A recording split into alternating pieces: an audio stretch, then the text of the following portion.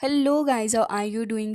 इस एपिसोड की शुरुआत होती है और हमें देखने के लिए मिलता है कि ब्लैक ड्रैगन यहाँ पर खड़ा हुआ था और वो यहाँ पर किन्यू से कह रहा होता है कि आपको परेशान होने की ज़रूरत नहीं है ओनर। हमने यहाँ पर पहले ही वुलान और साथ ही 3 अदर मेंबर को अपने आर्मर यानी कि अपने प्रोटेक्शन के अंदर ले लिया है। जबकि किन्यू यहाँ पर कह रहा होता है कि ठीक है, वैसे भी शुआनजियान माउंटेन के अंदर यहाँ पर मॉइस्चर अलाउ नहीं है। फिर वो कहने लग जाता है कि ठीक है, अब तुम उनको प्रोटेक्ट करना और यहाँ पर किसी खास तरीके की ट्रिब्यूलेशन के बारे में बात हो रही है। फिर ये सीन कट हो जाता है और किन्यू वहाँ से निकल जाता है क्योंकि अब किन्यू यहाँ पर एक नई चीज़ को एक्सपीरियंस करने वाला है, असल में किन्यू और साथ ही उसका ब्रदर। जिसके बाद यहाँ पर किन्यू और साथ ही वो दोनों ही प्रैक्टिस कर रहे होते हैं, जहाँ पर एक तरफ किन्यू का ब्रदर प्रैक्टिस कर रहा होता है अपने स्पीयर के साथ में, जबकि दूसरी तरफ किन्यू को देखते हैं जो कि यहाँ पर अपना खुद का यूनिवर्स क्रिएट करने की कोशिश कर रहा होता है। और किन्यू बहुत ही ज़्यादा डीप मेडिटेटिंग स्टेट के अंदर होता है, जहाँ पर किन्यू काफ़ी ज़्यादा मेहनत लगाकर अपना खुद का यूनिवर्स क्रिएट करने वाला होता है। हालांकि स्टार्टिंग के अंदर इसे काफ़ी ज़्यादा प्रॉब्लम आ रही होती है, बट इन दी एंड काफ़ी ज़्यादा फोकस करने के बाद हमें देखने के लिए मिलता है कि किन्यू यहाँ पर अपने खुद के बनाए हुए यूनिवर्स के अंदर आ चुका होता है, जहाँ पर काफ़ी सारी गोल्डन ऑरा भी हमें देखने के लिए मिल रही थी। किन्यू इसे देखकर काफ़ी ज़्यादा एक्साइटेड भी हो जाता है और कह रहा होता है कि इंडीड ये यहाँ पर काफ़ी ज़्यादा प्यारा है। फिर कह रहा होता है कि चलो मैं इसे और भी ज़्यादा अच्छे से क्रिएट करता हूँ। किन्यू के आसपास हमें काफ़ी सारे गोल्डन एनर्जी से बने हुए कुछ बॉल्स भी देखने के लिए मिलते हैं। तो फिर ये कहने लग जाता है कि मुझे अगर एक वर्ल्ड बनाना है तो फिर वर्ल्ड बनाने के लिए मुझे इसके अंदर काफ़ी सारी चीज़ों को बनाना होगा, जैसे कि एक मोर्टल वर्ल्ड भी होना चाहिए, इसके अंदर डीमंस भी हो, मॉन्स्टर भी हो, गोस्ट भी हो और साथ ही स्पिरिट्स भी होनी चाहिए। जिसके बाद हमें देखने के लिए मिलता है कि किन्यू सबसे पहले शुरू करता है मोर्टल वर्ल्ड से। वो अपनी पावर का इस्तेमाल करते हुए मोर्टल वर्ल्ड को काफ़ी ज़्यादा एक्साइटेड होकर क्रिएट करने लग जाता है और फाइनली जाकर वो उसे क्रिएट करने में कामयाब भी हो जाते हैं। किन्यू जब इसको पूरे तरीके से क्रिएट कर लेता है तो फिर हमें देखने के लिए मिलता है कि किन्यू काफ़ी ज़्यादा एक्साइटेड होकर अपने खुद के बनाए हुए उस विला के अंदर भी चला जाता है। और वहाँ जाने के बाद किन्यू को यहाँ पर काफ़ी कुछ एक्सपीरियंस करने के लिए मिलता है। किन्यू यहाँ पर खड़ा हुआ था और वो जैसे ही यहाँ पर अपने बनाए हुए इस जगह पर आता है तो फिर किन्यू इसे देखकर बहुत ही ज़्यादा खुश होने लगा था। वो इस जगह को टच करके देख रहा होता है। असल में किन्यू की इस जगह से काफ़ी ज़्यादा पुरानी यादें भी जुड़ी हुई हैं। किन्यू जैसे जैसे इस न्यू यूनिवर्स को एक्सप्लोर कर रहा था वो कह रहा होता है कि मैं जैसे ही यहाँ पर आया हूँ तो फिर मुझे अपने कुछ कुछ फैमिलियर फेसेस भी देखने के लिए मिल रहे हैं। किन्यू यहाँ पर गोश यांग को वापस से फील करता है और उसको एक फ्लैशबैक भी देखने के लिए मिलता है, जिसके साथ ही किन्यू बैक के थ्रू काफ़ी सारी चीज़ों को एक्सपीरियंस कर रहा होता है। फिर किन्यू कहता है कि अब मुझे कुछ वक्त के लिए इसी जगह पर रहकर प्रैक्टिस करनी चाहिए और साथ ही किन्यू वहाँ पर बैठकर काफ़ी वक्त तक प्रैक्टिस भी करता है। जबकि ये सीन कट हो जाता है और हमें देखने के लिए मिलता है कि उसके बाद किन्यू आ चुका होता है मिस जियांग के पास में और साथ ही मिस जियांग भी आकर उसको ग्रीट करती है। किन्यू कह रहा होता है कि अच्छा, तो फिर आप यहाँ पर आ गई हो। फिर कह रहा होता है कि वैसे यहाँ पर आप किस काम के लिए आई हैं, क्या आप मुझे बता सकती हैं। तभी वो थोड़ा हेजिटेट करने लग जाती है और कह रही होती है कि असल में मेरे फादर ने मुझसे कहा है कि मैं तुमसे पूछ लूँ कि आखिर किस तरीके के मटेरियल की तुम्हें ज़रूरत होगी इक्विपमेंट को रिफ़ाइन करने के लिए। जबकि किन्यू कह रहा होता है कि अभी के लिए आपको इसके बारे में सोचकर इतना ज़्यादा एंशियस होने की ज़रूरत नहीं है। जब मुझे यहाँ पर इनकी ज़रूरत होगी तब मैं आपको इसके बारे में बता दूंगा।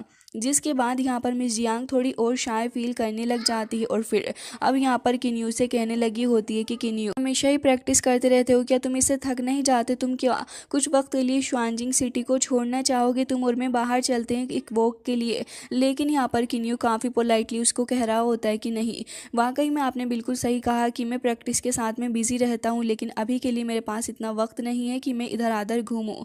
तभी यहाँ पर वो थोड़ा बुरा फील करती है कि किन्यू ने उसको रिजेक्ट कर दिया है। फिर यहाँ पर उस भोले मन से कह रही होती है कि ठीक है, फिर तुम प्रैक्टिस कर लो, मैं यहाँ से जा रही हूँ और ना ही मैं तुम्हें बॉदर करूँगी। जिसके बाद ये सीन कट होता है। दूसरी तरफ हमें देखने के लिए मिलता है कि अब लियार के फादर और साथ ही अंकल लैन दोनों के बीच में ही बहस चल रही होती है, जहाँ पर वो कह रहे होते हैं कि आखिर कैसे तुम लियार की मर्जी के बिना उसकी शादी को फिक्स कर रहे हो, क्या तुम्हें बिल्कुल भी फिक्र नहीं हो रही है उसकी, तुम्हें उसकी शादी के बारे में एटलीस्ट उसकी इच्छा के लिए तो पूछना ही चाहिए। लेकिन वो यहाँ पर बहुत ही ज़्यादा भड़कने लग जाते हैं और कह रहे होते हैं कि मैंने तुमसे कहा ना कि तुम्हें इस मामले में बोलना ही नहीं चाहिए। और रही बात लियार की मर्ज़ी की, तो फिर मैं तुम्हें बताना चाहूँगा कि लियार की मर्ज़ी तो मैंने इस बात के ऊपर छोड़ दी है कि जिस दिन वो चाहेगी उसी दिन उसकी शादी का दिन डिसाइड होगा, लेकिन इससे ज़्यादा मैं उसे कोई हक नहीं दे रहा। और ये कहकर वो काफ़ी ज़्यादा गुस्से में बैठ जाते हैं और कह रहे होते हैं कि अब तुम मुझे इसके बारे में बातें कर करके और ज़्यादा एम्बैरेस नहीं करो।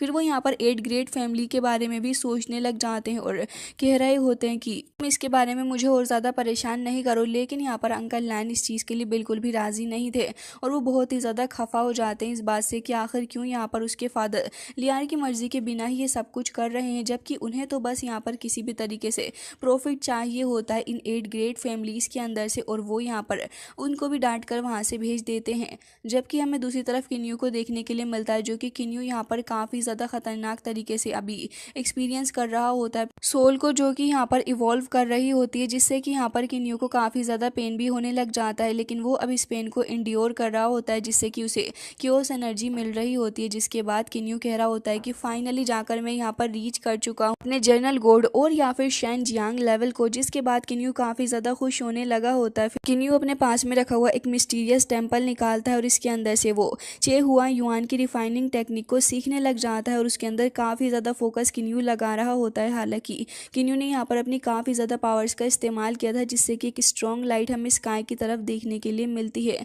जबकि हमें दूसरी तरफ देखने के लिए मिलता है कि अंकल लैन जो थे वो किन्यू से मिलने के लिए आ चुके होते हैं। तो फिर वो उन्हें देखकर बहुत ही ज़्यादा खुश होने लग जाता है और कह रहा होता है कि अंकल आखिर आप यहाँ पर क्या कर रहे हैं। तभी वो कह रहे होते हैं कि जब तुम टेम्पल के साथ में प्रैक्टिस कर रहे थे तब मैं यहाँ पर आया था और तुमसे कुछ इंपॉर्टेंट बातें भी करने के लिए आया था। हालांकि वो यहाँ पर इस बारे में फिक्र कर रहा होता है कि अगर बाकी लोगों को इसके बारे में पता चला तो शायद वो प्रॉब्लम में फंस जाएंगे, बट वो उससे कहने लग जाते हैं कि तुम्हें इसके बारे में परेशान होने की बिल्कुल भी ज़रूरत नहीं है, क्योंकि अब जो वो बात किन्यू को बताने वाले थे वो असल में परेशानी वाली बात। लेकिन उससे पहले वो कह रहे होते हैं कि देखो किन्यू, तुम्हारा और साथ ही लियार का दोनों का ही आपस में बहुत ही ज़्यादा बड़ा कनेक्शन है, जिसके बारे में मुझे बताने की तो कोई भी ज़रूरत नहीं है। वो कह रहे होते हैं कि आज जब मैं तुम्हें इतना ज़्यादा ग्रो करते हुए देख रहा हूँ तो फिर मुझे बहुत ही ज़्यादा खुशी भी हो रही है किन्यू। साथ ही यहाँ पर जब तुम यहाँ पर इस मीटियोर टीयर को रिफाइन कर रहे हो लाइफ एंड सोल के रूप में, तो इससे भी यहाँ पर तुम्हारा काफ़ी ज़्यादा फ़ायदा होगा। और कह रहे होते हैं कि तुम्हें पता है जब गॉड ऑफ लाइफ का फॉल हुआ तभी यहाँ पर उसने 2 टीयर्स को छोड़ा था, जो कि एक लियार के पास है जबकि दूसरा यहाँ पर तुम्हारे साथ में जाकर मर्ज हो गया, जिससे कि यहाँ पर तुम्हें भी काफ़ी ज़्यादा पावर मिली है। जबकि यहाँ पर वो कहने लग जाते हैं कि देखो मुझे यहाँ पर लियार के लिए एक दूसरा लाइफ सोल ढूंढना ही होगा। और कह रहे होते हैं कि अब मुझे यहाँ पर इस चीज़ के बारे में और भी ज़्यादा फिक्र करने की ज़रूरत है। जबकि किन्यू कह रहा होता है कि अगर आपको पता ही है कि वो मेरे पास है तो फिर आप मुझे ख़त्म करके क्यों ना इसको हासिल कर लें। जबकि वो उससे कह रहे होते हैं कि देखो लियार ने तुम्हें चूज़ किया है और साथ ही गॉड ऑफ लाइफ ने भी तुम्हें चूज़ किया है, तो मैं उसकी लास्ट विश को पूरा करूँगा और इसी वजह से यहाँ पर मैं इस बारे में ज़्यादा नहीं सोच रहा। फिर वो और साथ ही किन्यू दोनों ही बैठ जाते हैं और वो किन्यू को बताने लगे होते हैं लियार के बारे में।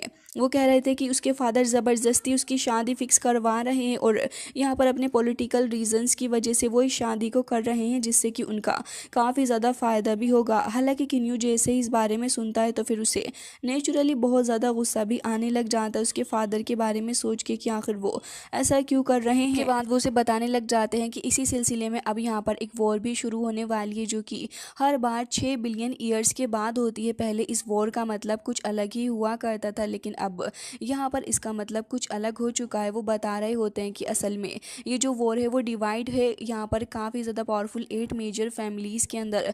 और यहाँ पर ये जो 8 मेजर फैमिलीज़ हैं इनकी ओरिजिनल इंटेंशन पहले जो हुआ करती थी इस वॉर के लिए वो होती थी कि यहाँ पर ये जो बढ़ती हुई पॉपुलेशन है इसको कम किया जाए। लेकिन अब यहाँ पर ऐसा कुछ भी नहीं है, क्योंकि अब ये जो है ये मेन पावर और साथ ही तियानजुन यानी कि हेवनली लॉर्ड बनने के ऊपर ज़्यादा रह गई है, जिससे कि यहाँ पर 8 मेजर फैमिलीज़ जो हैं वो यहाँ पर इसका फ़ायदा उठाती हैं। साथ ही 8 बड़ी फैमिलीज़ ही इसको कंट्रोल करती हैं और ये जो फैमिलीज़ हैं वो 4 अलाइंस के अंदर डिवाइडेड हैं। फिर वो यहाँ पर किन्यू को बताने लग जाते हैं इन 4 अलाइंस के बारे में, जो कि अपने आप में एक बहुत ज़्यादा इंपॉर्टेंट रोल प्ले करती हैं।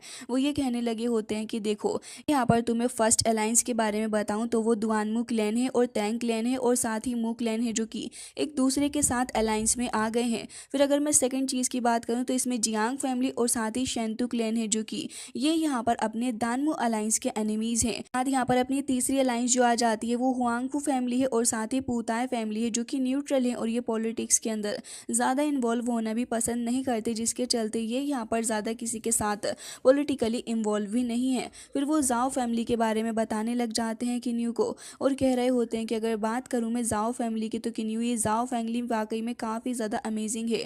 किन्यू भी उनकी बात काफ़ी ध्यान से सुन रहा होता है क्योंकि असल में ये जो जाओ फैमिली है इनके पास में एक पनिशमेंट लॉर्ड भी है जो कि यहाँ पर एक काफ़ी बड़ा अहम रोल प्ले करता है और इस बंदे का सपोर्ट जिसके साथ भी होगा तुम समझ सकते हो कि वो बंदा यहाँ पर नेचुरली ज़्यादा अच्छे से ग्रो कर पाएगा और वो दूसरों से काफ़ी ज़्यादा आगे रहेगा। जबकि यहाँ पर किन्यू अब यहाँ पर तियानजुन के बारे में काफ़ी ज़्यादा फैसिनेटेड होने लग जाता है और कह रहा होता है कि अच्छा तो फिर ये तियानजुन ये कहाँ से आए हुए हैं। तभी यहाँ पर हमें तियानजुन के बारे में पता चलता है। असल में तियानजुन जो है वो हेवनली लॉर्ड्स हैं जो कि यहाँ पर गोड रियल्म के टॉप 3 स्ट्रॉन्गेस्ट बीइंग में से एक हैं।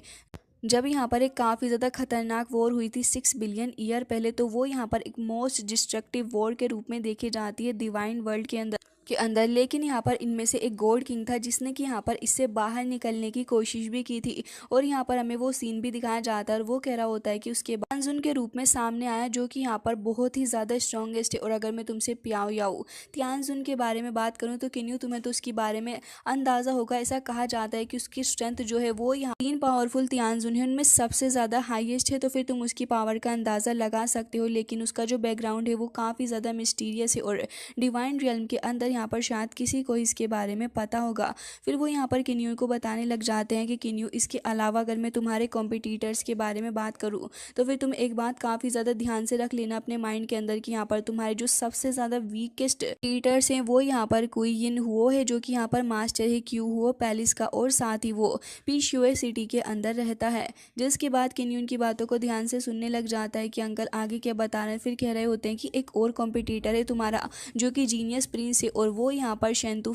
हो यान माउंटेन के अंदर से बिलोंग करता है। और फिर कहने लगे थे कि ये दोनों के दो एंशिएंट गोड रियल्म के हैं। जिसके बाद किन्यू कह रहा होता है कि क्या दोनों ही वीकेस्ट जो मेरे कॉम्पिटिटर्स हैं वो इतने ज़्यादा स्ट्रॉन्ग हैं कि मुझसे भी ज़्यादा पावरफुल हैं। बाद वो किन्यू से कह रहे होते हैं कि यही नहीं अभी मैं तुम्हें आगे और बताता हूँ। और फिर किन्यू से कह रहे होते हैं कि अगर थर्ड कॉम्पिटिटर के बारे में तुम्हें बताऊँ किन्यू तो वो जो बंदा है वो यहाँ पर दुआनमू यू है जो कि प्रिंस भी है अपने जियांगवांग सिटी का और साथ ही उसकी कहानी जो है वो थोड़ी दुख भरी भी रही है। फिर वो बता रहे होते हैं कि असल में एक बार उसने इमोर्टल डीमन और साथ ही मॉन्स्टर वर्ल्ड के अंदर एक लेडी से सीक्रेटली शादी कर ली थी। जिसके बाद यहाँ पर उस लेडी के द्वारा वो अबंडन किया गया जिससे कि उसको बहुत ही ज़्यादा बुरा फील हुआ। और उस दिन के बाद से ही यहाँ पर बस उसने एक ही चीज़ डिसाइड कर ली कि अब से वो सिर्फ अपनी पावर को बढ़ाने के बारे में ही सोचेगा और बाकी सारी चीज़ों के बारे में नहीं। जबकि यहाँ पर किन्यू इस बंदे के बारे में सुन के कह रहा होता है कि अगर मुझे एक बार चांस मिला तो डेफिनेटली मैं यहाँ पर इस बंदे के साथ में एक अच्छा दोस्त बनना चाहूँगा। जिसके बाद यहाँ पर अंकल लान बताने लग जाते हैं कि अब जिसके बारे में तुम्हें लास्ट बता रहा हूँ वो यहाँ पर है जुओ शियान जो कि लेइफा सिटी का एक प्रिंस है। और एवरेज एबिलिटी की अगर बात करूँ तो फिर वो यहाँ पर जाओ फैमिली और साथ ही थंडर पनिशमेंट लॉर्ड के सपोर्ट से काफ़ी ज़्यादा पावरफुल हो चुका है किन्यू। और तुम्हें तो पता ही है कि जिस बंदे के पीछे यहाँ पर थंडर पनिशमेंट लॉर्ड का सपोर्ट रहेगा वो यहाँ पर ओबियसली सबसे ज़्यादा स्टैंड आउट करेगा। अब अंकल की कही हुई बात किन्यू पूरे तरीके से समझ चुका होता है कि किन्यू को अभी और भी ज़्यादा स्ट्रॉन्गेस्ट बनना होगा जिसके चलते ही यहाँ पर वो आगे बढ़ पाएगा। वो बहुत ज़्यादा गहरी सोच में डूब गया होता है। तभी यहाँ पर वो कहने लग जाते हैं कि क्या हुआ किन्यू तुम कहाँ खोए हुए हो। तभी किन्यू यहाँ पर उनसे इन सारी बातों को छोड़कर कहने लग जाता है कि अंकल लान आपने मुझे बताया था कि आप यहाँ पर अपने फ्यूचर वर्ल्ड के 3rd लेवल के ऊपर आ चुके हैं तो क्या अब आप इसका इस्तेमाल कर सकते हैं। असल में मैं यहाँ पर लियार को देखना चाहता हूँ। तभी वो यहाँ पर उसकी बातें सुनकर हंसने लगे होते हैं और कह रहे होते हैं कि अच्छा ये बात है, वैसे तो मुझे पता है कि तुम्हें उसकी काफ़ी याद आ रही है, चलो तो फिर मैं उसको बुला लेता हूँ। जैसे ही वो यहाँ पर अपनी इस स्पेशल टेक्निक का इस्तेमाल करते हैं तो फिर लियार वहाँ पर आ जाती है और किन्यू उसे अपने सामने देखकर भागा भागा उसके पीछे आता है और एकदम से ही उसको सामने देखकर बहुत ही ज़्यादा इमोशनल भी किन्यू होने लगा था। अब लियार भी उसको देखती है और किन्यू भी फिर उसको अपने कुछ पुरानी वक्त भी याद आने लग जाते हैं जो कि इन दोनों ने साथ में बिताया। फिर उसके बाद तो किन्यू तुरंत ही आगे बढ़ते हुए उसको तुरंत ही अपने गले से लगा लेता है और दोनों ही एक दूसरे से मिलकर बहुत ही ज़्यादा खुश नज़र आ रहे होते हैं। दोनों के लिए ही ये लम्हा एक पल के लिए ऐसा था कि ये यहाँ पर पल ऐसे ही रुक जाए और किन्यू यहाँ पर उसको देखकर बहुत ही ज़्यादा इमोशनल था। जबकि लियार भी यहाँ पर इमोशनल होती है। फिर किस शेयर करने लग जाते हैं और एक वक्त के लिए दोनों ही इस चीज़ के अंदर अंदर खो चुके होते हैं, क्योंकि काफ़ी ज़्यादा टाइम से दोनों ही एक दूसरे से नहीं मिले। किन्यू यहाँ पर उसको हक कर रहा होता है काफ़ी ज़्यादा टाइटली, और साथ ही लियार भी उसको हक करी हुई होती है। जिसके बाद यहाँ पर वो कह रही होती है कि किन्यू तुम ठीक तो हो, और साथ ही इतने ज़्यादा वक्त से तुमने कितना ज़्यादा सफ़र किया है मेरी वजह से। और उसकी आंखों से टीयर्स भी निकल रहे होते हैं। किन्यू उसकी दुविधा को समझ रहा था और कह रहा होता है कि हाँ लियार मुझे पता है, लेकिन अब तुम्हें देखने के बाद सब कुछ ठीक है, और तुम्हें पता है कि जब तुम मेरे साथ होती हो तो फिर कोई भी डिफ़िकल्टी इतनी ज़्यादा बड़ी नहीं है मेरे लिए। जिसके बाद यहाँ पर अंकल लैन भी आ जाते हैं और इन दोनों से ही कह रहे होते हैं कि इंडीड तुम दोनों का प्यार काफ़ी ज़्यादा गहरा है, और नेचुरली तुम यहाँ पर एक दूसरे को बहुत ज़्यादा मिस कर रहे होगे, क्योंकि इतने वक्त बाद जो तुम दोनों एक दूसरे से मिले हो। जबकि वो कहने लग जाते हैं कि किन्यू चलो मुझे ये बताओ कि अब आखिर तुमने आगे के लिए क्या प्लान सोच रखा है, क्योंकि तुम यहाँ पर इस चीज़ के साथ में कैसे डील करोगे ये काफ़ी ज़्यादा इंपॉर्टेंट रोल प्ले करता है। जबकि वो यहाँ पर किन्यू को खुद ही आगे बढ़ती हुई 2 सजेशंस के बारे में बताने लगे थे। किन्यू से कह रहे होते हैं कि किन्यू देखो, अब तुम्हारे पास में सिर्फ 2 सजेशंस ही बचे हुए हैं।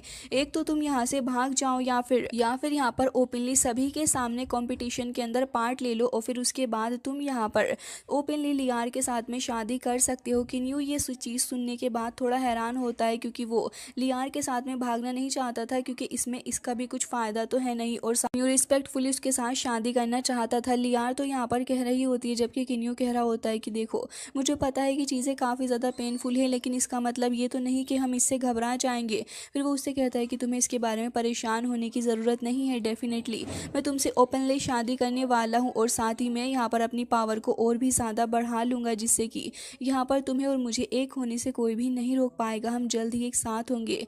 जबकि यहाँ पर वो कह रही होती है कि हाँ बिल्कुल किन्यू, मैं भी यहाँ पर सिर्फ तुम्हारे साथ ही रहना चाहती हूँ। जबकि किन्यू कहता है कि बस तो फिर मेरे ऊपर भरोसा रखो, क्योंकि मैं यहाँ पर बहुत ही जल्दी तुमसे शादी करूँगा। तभी अंकल लैन यहाँ पर इनकी बातें सुनकर कह रहे होते हैं कि चलो ये तो अच्छा हो गया कि तुमने डिसाइड कर लिया। और वैसे भी मिस्टीरियस टेम्पल से किन्यू ने यहाँ पर ऑब्टेन की है ची हुआन युआन की वेपन रिफाइनिंग मेथड, और अगर किन्यू इनको प्रैक्टिस कर लेता है तो फिर ये तो उसके लिए और भी अच्छा रहेगा, जिससे कि दोनों काफ़ी जल्दी यहाँ पर शादी कर पाओगे। तभी किन्यू कह रहा होता है कि अब हम काफ़ी वक्त बाद मिले हैं, चलो साथ में प्रैक्टिस करते हैं। फिर ये दोनों ही यहाँ पर साथ में प्रैक्टिस के लिए निकल जाते हैं, जहाँ पर किन्यू अपने ब्रदर को भी वहाँ बुला लेता है और उससे कह रहा होता है कि तुम यहाँ पर प्रैक्टिस कर सकते हो। जबकि यहाँ पर अंकल कहने लग जाते हैं कि मुझे नहीं लग रहा कि ये जगह पर इसका प्रैक्टिस करना सही रहेगा, क्योंकि यहाँ पर वैसे भी मेरी लो ऑफ टाइम और साथ ही स्पेस जो है वो ब्रोकन हो चुकी है। तभी वो कह रहा होता है कि अच्छा ऐसी बात है, और वो यहाँ पर एक बार प्रैक्टिस करके देखना चाह रहा था, बट अनफॉर्चुनेटली उससे प्रैक्टिस यहाँ पर हो नहीं पा रही होती, क्योंकि वो यहाँ पर अपने इस दाव गन लाइट को मूव ही नहीं कर पा रहा होता। तब की किन्यू कह रहा होता है कि खैर कोई बात नहीं, चलो अब हम दूसरी जगह पर प्रैक्टिस करेंगे। जिसके बाद वो कह रहा होता है कि चलो तो फिर हम यहाँ पर जियांगनान रियल्म के अंदर चलते हैं। फिर किन्यू कहता है कि शाओ हाय चलो प्रैक्टिस करो, और उसका भाई तुरंत ही वहाँ पर प्रैक्टिस करने लग जाता है, और क्या एक्सट्रीम लेवल की वो प्रैक्टिस करता है कि यहाँ पर इसे देखकर अंकल लान भी हैरान थे और कह रहे होते हैं कि टाइम स्पीड अप कर गया, आखिर कैसे इस तरीके से अगर ये प्रैक्टिस कर रहा है तो फिर ये यहाँ पर उन लोगों को टक्कर दे सकता है जो कि गॉड किंग रियल्म के ऊपर है और उन्होंने स्टडी किया है लॉ ऑफ टाइम। उससे काफ़ी डीपली इंप्रेस भी हो जाते हैं। और यहाँ पर किन्यू कह रहा होता है कि वैसे शाओहाई बहुत ही ज़्यादा प्रैक्टिस करता है और साथ ही अपनी फ्लोइंग लाइट गन का इस्तेमाल करते हुए इसने काफ़ी सारी चीज़ों को खुद से सेल्फ रियलाइज़ किया है, जिसके चलते ही ये यहाँ पर इतना ज़्यादा कंप्लीट हो पाया है। फिर यहाँ पर किन्यू कह रहा होता है कि उसे भी प्रैक्टिस करनी है, तो फिर उसको कहने लग जाती है तो फिर चलो साथ में प्रैक्टिस करते हैं किन्यू। और वो दोनों ही वहाँ पर फिर साथ प्रैक्टिस के लिए निकल जाते हैं दूसरी जगह पर, जहाँ एक तरफ तो किन्यू को देखते हैं जो कि यहाँ पर अपने एक खास तरीके के मेथड का इस्तेमाल करते हुए वेपन रिफाइनिंग को सीख रहा होता है, और उसके पास में सारे ऑर्डिनरी मटेरियल ही थे जिन्हें वो फर्नेस के अंदर यूज़ करता जा रहा होता है खास तरीके से। और किन्यू कहता है कि अगर मुझे जनरल गोड बनना है तो फिर इसके लिए मुझे अपने खुद के मेथड का भी इस्तेमाल करना होगा, क्योंकि अगर मैं यहाँ पर दूसरों के मेथड का इस्तेमाल करूँ तो शायद यहाँ पर चीज़ें थोड़ी अलग हो सकती हैं। बट अपनी खुद की इनोवेशन भी किन्यू इसके अंदर डाल रहा था, जिससे कि उसके सक्सेस होने के चांसेस काफ़ी ज़्यादा बढ़ चुके होते हैं। किन्यू यहाँ पर एक तरफ अपनी प्रैक्टिस कर रहा होता है, जबकि लियार जो थी वो यहाँ पर अपनी प्रैक्टिस करते हुए वो फाइनली रीच कर जाती है अपर हेवनली रियल्म को, जिससे कि वो काफ़ी ज़्यादा खुश थी और फिर कह रही होती है कि मुझे मुझे किन्यू को भी देखकर आना होगा। जबकि दूसरी तरफ किन्यू जो था उसने यहाँ पर एक हेवनली हैमर का यूज़ किया होता है और यहाँ पर पड़े हुए नॉर्मल से मटेरियल का इस्तेमाल करती हुई जब वो उसके ऊपर अपनी पावर का इस्तेमाल करती हुई लगातार उसको हिट करते हुए उसको शेप करता है, तो ये चीज़ देखने में काफ़ी ज़्यादा हैरान करने वाली थी कि किन्यू ने सिर्फ मटेरियल का यूज़ करते हुए खास तरीके की सोड को तैयार कर लिया था। फिर वो यहाँ पर अपने हैवी वाटर और साथ ही अपने हेवनली वाटर का इस्तेमाल करते हुए उसको और भी ज़्यादा अच्छे से रिफाइन करने लगा होता है, जिसके बाद वो कंप्लीट बनकर तैयार होती है उसकी कियानकुन फॉर्मेशन के लास्ट स्टेज के बाद। तभी यहाँ पर किन्यू इसे देखकर काफ़ी ज़्यादा इम्प्रेस हो चुका था, क्योंकि वो आर्टिफैक्ट देखने में वाकई काफ़ी जानदार आर्टिफैक्ट लग रहा होता है। तभी यहाँ पर लियार भी आ जाती है और यहाँ पर किन्यू कह रहा था कि तुम मेरे लिए काफ़ी ज़्यादा लकी रही हो, देखो मैंने यहाँ पर रिफाइन करते हुए एक ऑर्डिनरी मटेरियल का इस्तेमाल करते हुए मिड ग्रेड का डिवाइन वेपन को यहाँ पर रिफाइन कर लिया है। फिर किन्यू से खुश होकर बता रहा होता है कि पिछले 10 मिलियन ईयर के अंदर ये मेरी सबसे ज़्यादा ग्रेटेस्ट अचीवमेंट रही है। तो वो कह रही होती है कि क्या सच में तुमने इसे ऑर्डिनरी मटेरियल से बनाया है किन्यू, और कह रही होती है कि बहुत ही ज़्यादा औसम है। फिर किन्यू उसको दे देता है और कह रहा होता है कि तुम इसे अपने पास में रखो। और फिर वो कहती है कि किन्यू में सच में बहुत ही ज़्यादा खुश है कि हमें इसको नाम देना चाहिए सोड मिटियोर ड्रीम, और ये कहकर वो उसे अपने पास भी रख लेती है। फिर किन्यू कह रहा होता है कि चलो मैं यहाँ पर तुम्हें कुछ और चीज़ें दिखाता हूँ जो कि मैंने बनाई है। फिर किन्यू उन सभी को वहाँ पर समन करता है, तो फिर सेंस के हिसाब से वहाँ आर्टिफैक्ट आ गए थे, जिसे देखकर लियार तक हैरान हो जाती है और किन्यू कहता है कि 30 मिलियन से भी ज़्यादा है। लियार कह रही होती है कि तुम्हारी जगह कोई और होता तो शायद उसे 10,000 या फिर इससे भी ज़्यादा ईयर लग जाते इसको करने के लिए कर दिखाया। तभी किन्यू कह रहा होता है क्योंकि मैं अपनी क्यानकुन फॉर्मेशन के ऊपर इसके लिए रिलाई करता हूँ। एंड गाइस, इसी के साथ आज का ये एपिसोड एंड हो जाता है। आई होप कि आपको पसंद आया होगा। मिलते हैं नेक्स्ट वीडियो में, तब तक के लिए bye bye, take care of your self.